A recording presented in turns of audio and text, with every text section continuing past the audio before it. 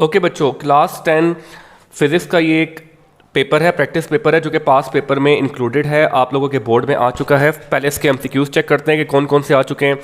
इससे मिलते जुलते ही आते हैं, कभी भी बोर्ड बहुत ज़्यादा चेंज पेपर नहीं देता। तो सबसे पहले आपके पास है the half life of a certain isotope is 1 day, what is the quantity of the isotope after 2 day.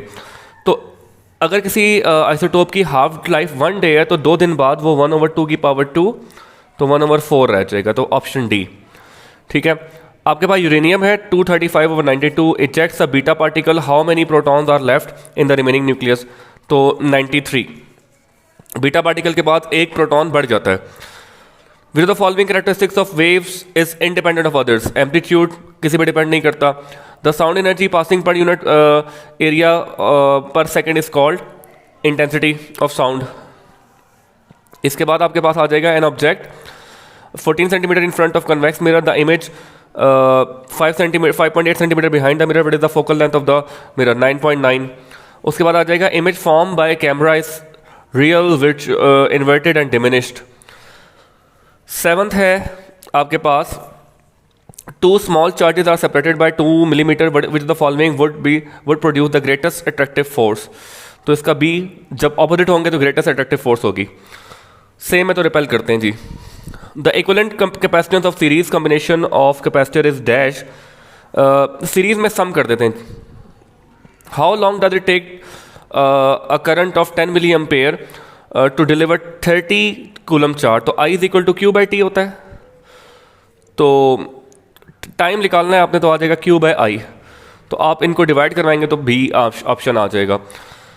Kilowatt hour is a unit of, kilowatt hour power का यूनिट है।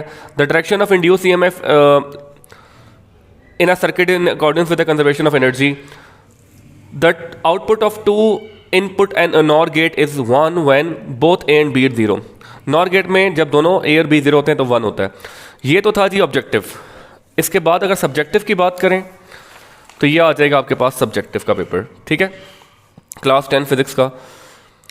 पहला सवाल, what is simple harmonic motion, what are necessary condition for a body to execute simple harmonic motion, what is the time period and frequency of a simple pendulum, value दी हुई आपने calculate करनी है। What is the necessary condition for the production of sound, its propagation and reception, what is the audible frequency range of human ear, what is meant by refractive index of a material, a coin is placed at a focal point of a converging lens, is an image form, what is its nature, is electric intensity a vector quantity, if yes what will be its direction, how does electrostatic induction differ from charging by friction,